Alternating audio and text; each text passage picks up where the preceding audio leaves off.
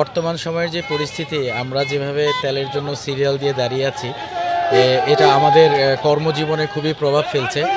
আসলে বর্তমান সময়ে বাংলাদেশে আমার মনে হচ্ছে তেলের মজুদ পর্যাপ্ত আছে, বাট এখানে কোনো না কোনো কারিশমা চলতেছে, অথবা সবাই মালিক থেকে শুরু করে সবাই চাচ্ছে যে তেলের দামটা বাড়বে কিনা। এই জন্য আমার মনে হচ্ছে তেলটা পর্যাপ্ত পরিমাণে স্টকে আছে, কিন্তু আমরা আমাদের প্রয়োজন অনুযায়ী পাচ্ছি না। আবার মাঝামাঝি দেখা যাচ্ছে প্রয়োজনের বাইরেও অনেকে তেল নেওয়ার চেষ্টা করছে। যারা 100 থেকে 200 টাকার তেল কিনে চলতো, তারা এখন 500-1000 টাকার তেলের জন্য কিন্তু তারা সিরিয়াল দিচ্ছে।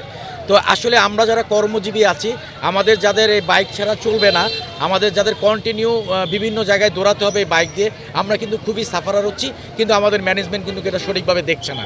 আমি গত 3-4 দিন ধরে আমি কিন্তু এইভাবে তেল পাচ্ছি না। যখনই আমি যাচ্ছি সিরিয়াল দিচ্ছি, সিরিয়াল দেওয়ার পরে ঘন্টার পর ঘন্টা দাঁড়িয়ে থাকছি, 2-3 ঘন্টা পর যাওয়ার পরে বলছে তেল নাই। আসলে আমাদের জন্য একটা বদারেশন। আমরা চাই এই পরিস্থিতির খুব দ্রুত সমাধান হোক। আমরা আসলে এইভাবে দেশে চলতে পারছি না। জি ভাই, আসলে অনেক ভালো লাগতেছে যে দীর্ঘ 2 ঘন্টা এই লাইনে দাঁড়িয়ে থাকে, এই যে তেল পাচ্ছি, তাও একটা ভালো।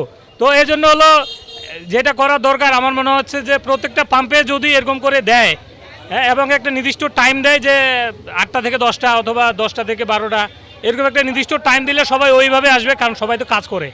তো সেক্ষেত্রে আমার মনে হয় জনগণের জন্য ভালো হয়।